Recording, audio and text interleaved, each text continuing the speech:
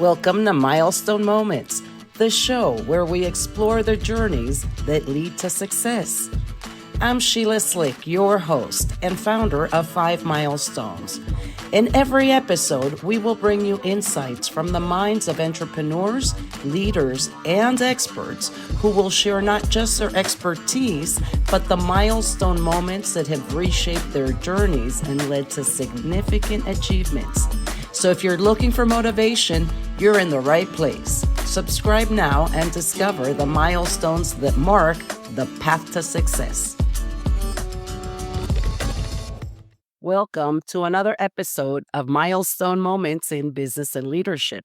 I'm Sheila Slick, your host, and today, my special guest is the one and only Nancy Zare, Ph.D., also known as the Sales Whisperer. She is the creator of the Likability Sales System.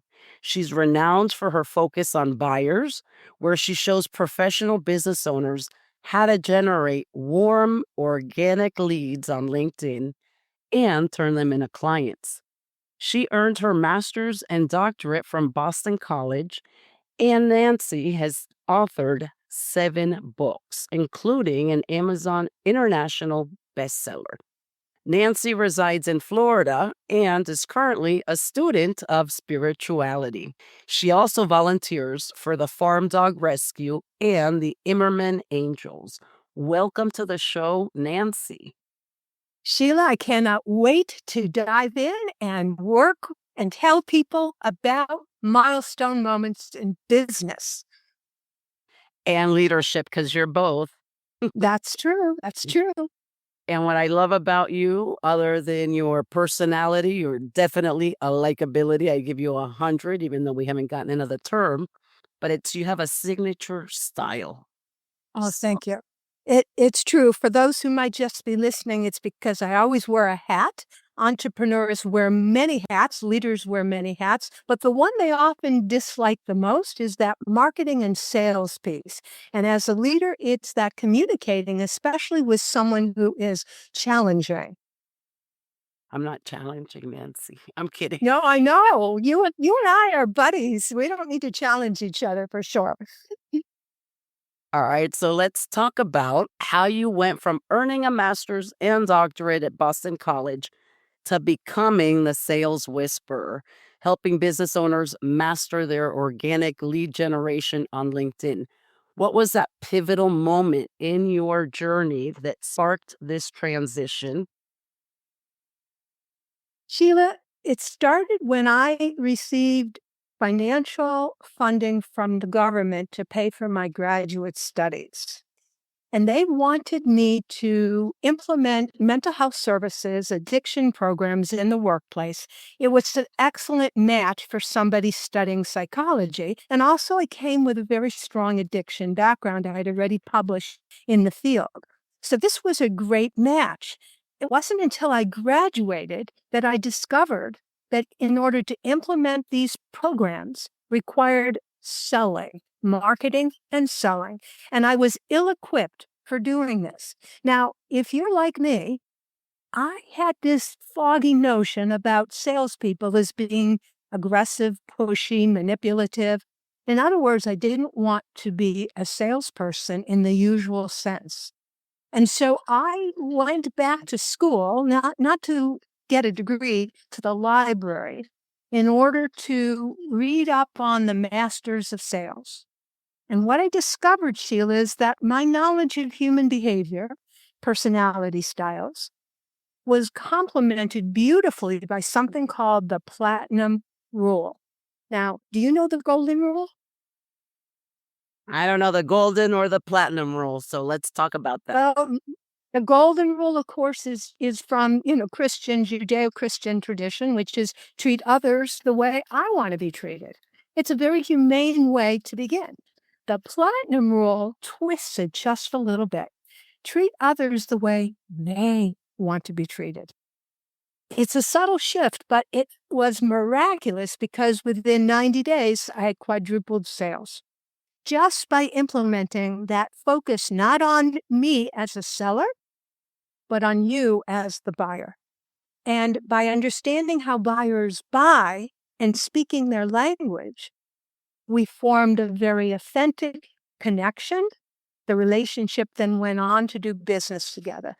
So that was a pivotal moment for me to find that I received funding from the government, didn't know how to sell, and found myself having to learn how to sell. And so then what happened with all those studies, and did you move forward with the grant or you just switched careers, so to speak? The funding was for me to complete my degrees, which I did. I got my degree, and then I was hired by Mount Auburn Hospital in Cambridge, Mass. They had an external program that they were offering to the businesses in the greater Boston community, and that is to have occupational health and employee assistance services. And I headed up employee assistance, and that's when I found myself in the position to market and sell without knowing how to do so in what I considered a ethical value way that was aligned with who I am. Again, many of us, especially those of you who perhaps have gotten an advanced degree or a license or certification, you have an expertise in that occupational area and you love what you do. I certainly loved what I did. But nobody taught you how to market and sell your services, even though many of us, I think 90% of my classmates, went on to be independent consultants. Nobody taught us how to do it. And hence, I was a fish out of water. Your sales system is called a likability sales system. And like you mentioned, you flip the script by focusing on the buyer rather than on the seller. So, how do you blend that deep understanding of human behavior that you got in a practical strategy that can help business owners to connect and to convert authentically? So notice the system is called unlikability, not likability. Likability is, being popular. Unlikability is a word I coined. And so if I may, I'm going to define what that word means. It's a feeling of thought, a perception within your prospect, within the other person that, wow, what you're saying tells me you get me, we're alike. Feeling alike, feeling like we're of the same type is amazing because it actually speaks to the unconscious part of the brain, what you might call the brain or the reptilian brain, that unconsciously is driving the bus. We don't even know that it's the bus driver, but it will not admit passengers onto the bus unless it believes that that passenger is friendly and like me. And so that part of our brain, when we are meeting someone new, is instantaneously, without our conscious knowledge, making a decision whether we are friend or foe. And so when it admits us on the bus as a friend, now we have the opportunity to develop a relationship. Otherwise, Sheila, we're sunk. We don't even we don't get it past the bus door. We can't even mount the steps to take a ride. What I really like too about your approach is that you begin with like a quiz where we had to answer questions. And then there's different types of personalities or personas. How does that work? Yes. So the likability system, there are 5 steps to it. Step number 1 is to identify 4 different buying styles, personality styles. I call them buyers because, of course, I'm focused on helping people sell, but they are personality styles. And everybody is a combination of all 4. However, 30% of the population, one of those styles is so dominant that that is how they respond to everything socially and professionally, that's their style. But do the math. 70% of the population, 70% of the population go between 2 or more styles. Hence, they start off socially in one style. But when you ask them a decision to be made from the business point of view, they may be making it from a totally different style. This is what I help my clients learn and discover so that they can employ it to their best interests. And what I mean by that is when you know your prospect styles, now you can speak the language of your prospect. It's like switching from English to French or Chinese or whatever it might be in order to help my prospect understand me better. And when I switch into their language, that's when the likability happens and they say to themselves, oh, you get me. We're alike. And then that also gives confidence, right? Because it makes you feel like you've been trained, like you know what you're doing, which takes you back to that very original part. Consultants end up with a lot of experience in their field, but not necessarily in how to market and sell themselves. So, I'm so glad you recognize that element of confidence because confidence sells. Years ago, Sheila, like many people, I was approached by a multi-level company, a representative. They had a product I really wanted. And I not only decided to buy the product, but I bought in at the distributor level. And so many of us have found ourselves in that situation where we were enticed thinking, oh, this is so easy. I love the product. Everybody's going to buy the product and I'm going to have this downline, etc. Well, I share this because, first of all, I had only moderate success in my venture in multi-level marketing. And by the way, those products are excellent. And these companies are really quality companies. What I learned, though, which I didn't quite learn entirely, was that the people who were successful had posture. In fact, they actually used that word posture. Now, I knew it wasn't standing tall with the book balanced on your head, and yet I didn't exactly know how you get posture. And it turns out, Sheila, that posture and confidence are very much the same. When you feel good about yourself, in fact, you even just immediately took a breath, your shoulders went back, you stood taller. That's what confidence does for you.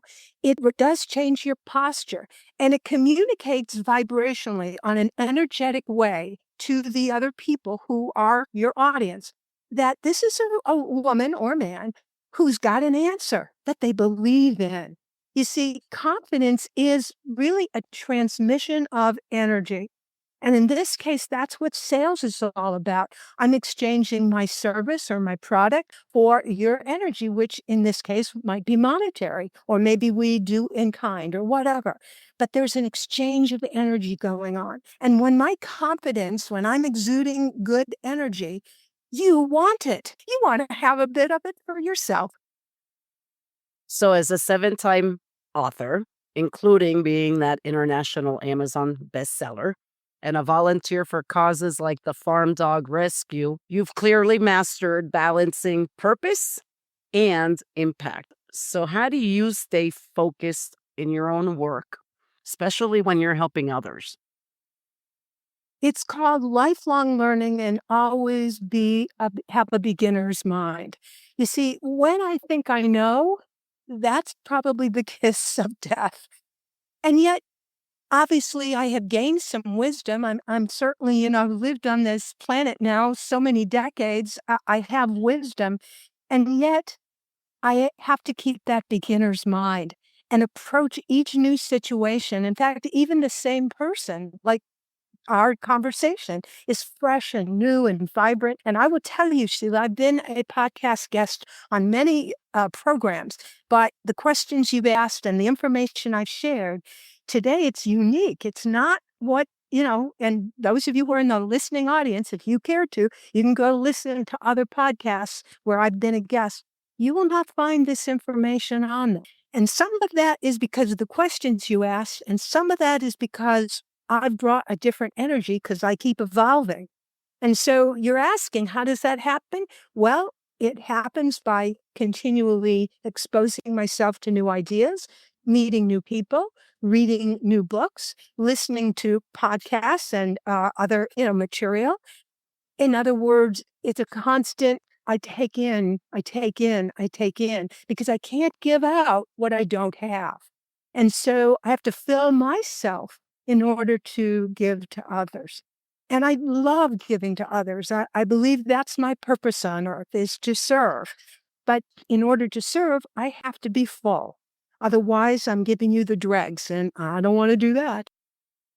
Well, thank you. I do take a lot of time researching the person and what they do so that my questions align with what I want to do at the podcast.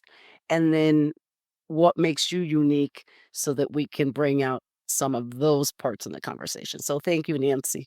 Now I want to know, what's your next milestone? So there are many milestones, personally as well as professionally. Something near and dear to my heart, though, is to be a philanthropist. But to be a philanthropist means to accumulate enough funds to make a significant difference. And so that would be my next milestone. I would love to create a healing center. I believe that our minds are powerful tools and that the mind can heal the body. Christian Science, no, I'm not one, but I understand their philosophy. A Course in Miracles, I'm a student of A Course in Miracles. Very much it's about how this materialistic world is illusionary, etc. Well, there are many kinds of spiritual practices that have come into me. I would love to share them more with others. And so my next milestone would be to create some sort of institution, although that word right away strikes terror to me because it feels too restrictive, but there must be some way for me to share more with people. I certainly take very seriously my role as a role model. I truly believe that I need to live it and walk it and not just talk it. Well, thank you for sharing it and out loud, because you know what they say, when you vocalize it, you're, making that vision one step closer. So I agree with you. I'm excited you shared it. Well, thank you so much for joining me today, Nancy. I couldn't be more thrilled, and I hope, listeners, that you got some value of it. If nothing else, I hope that you're inspired to think about your own milestones. We've all had them in our lives. I've had many, and I suspect there are more to come. And as I always say, to your sales success. I will leave Nancy's information on the description in the notes so you can visit her website, perhaps even take the quiz if you are a coach or a consultant. The quiz is called Who is Your Ideal Client?